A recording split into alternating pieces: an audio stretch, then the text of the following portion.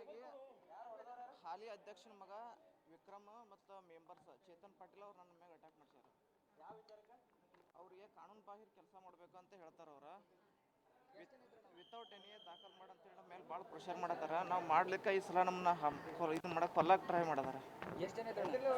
ಅವ್ರು 3 ಜನ ಇದ್ರು. ಅಲ್ಲೆಲ್ಲ ಇಲ್ಲಿಗಲ್ ಮಾಡ್ಬೇಕಂತಾರ. ಅವ್ರ ಕಾನೂನು ಬಾಹಿರ ದಾಖಲ್ ಮಾಡಿ ಉತ್ತರ ಕೊಡ್ಬೇಕಂತ 1 ವರ್ಷದಿಂದ ಫೋರ್ಸ್ ಮಾಡತ್ತಾರ. ಅವ್ರ ಚೇತನ್ ಪಾಟೀಲ್ ಮತ್ತು ವಿಕ್ರಮ್ ಹೇಳ್ಬೇಕಾರ ಭಾಳ ದಿವಸದಿಂದ ಗಂಟು ಬಿದ್ದಾರೆ. ಈಗ ನಾವು ಮಾಡಲ್ಲ ಅಂತ ನಾವು ಉದ್ಯೋಗ ಖಾತ್ರಿ ಸಲುವಾಗಿ ನಾವು ಅಲ್ಲಿ ಹೋಗಿದ್ದು ಗೋಜಾಗ್ರಾಮಕ್ಕೆ. ನಮ್ಮ ಪಿ ಡಿ ಒ ಅವರು ಗೋಜಾಗ್ರಾಮದಾಗ ಸ್ವಲ್ಪ ಉಳಿದ್ರು, ಸ್ವಲ್ಪ ಕೆಲಸ ಐತೆ ಅಂತೇಳಿ. ಹಾಗಾಗಿ ನಾನು ಮುಂದೆ ಬರತ್ತಿದ್ನಿ, ನಡಕ್ಕೆ ಅಡ್ಡಗಟ್ಟಿ ಅವ್ರು ಹುಡುಗರು ಹೊಡೆದ್ರು. ತಲೆಗೆ, ಕೈಗೆ, ಬೆನ್ನಿಗೆ, ಈ ಕಾಲಿಗೆ ಭಾಳ ಬಿಟ್ಟೈತಿ. ರಾಡು ಮತ್ತು ಮಚ್ಚಿದ್ದು ಮಚ್ಚಿ ಹಿಡ್ಕೊಂಡು ಬಂದಿದ್ರು. ಮರ್ಡರ್ ಮಾಡ್ಬೇಕಂತ ಪ್ಲ್ಯಾನ್ ಇತ್ತು.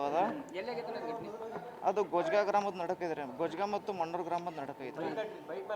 ನಾನು ಬೈಕ್ ಮ್ಯಾಗ ಹೊಟ್ಟಿದ್ನಿ. ತರಬಿಷ ಅವ್ರು 3 ಜನ ಇದ್ರಿ, ನಾನು ಒಬ್ಬನೇ ಇದ್ದೀನಿ. ಇಲ್ರಿ, ಅವ್ರಿಗೆ ಇಲ್ಲಿಗಲ್ ಮಾಡಿ ಕೊಡ್ಬೇಕಂತ ಐತ್ರಿ. ಅಲ್ಲ ಅವರು ಉತ್ತಾರ ದಾಖಲು ಮಾಡಿ ಕೊಡ್ಬೇಕಂತ ಫೋರ್ಸ್ ಮಾಡತ್ತಾರ. ನಾವು ಮಾಡಲ್ಲ ಅಂತಿದ್ವಿ. ಹಾಗಾಗಿ ಅದ ಕಾರಣಕ್ಕೆ ನಮ್ಮ ಮೇಲೆ ಹಲ್ಲೆ ಮಾಡಿದ್ದಾರೆ ಇಷ್ಟು ವರ್ಷ.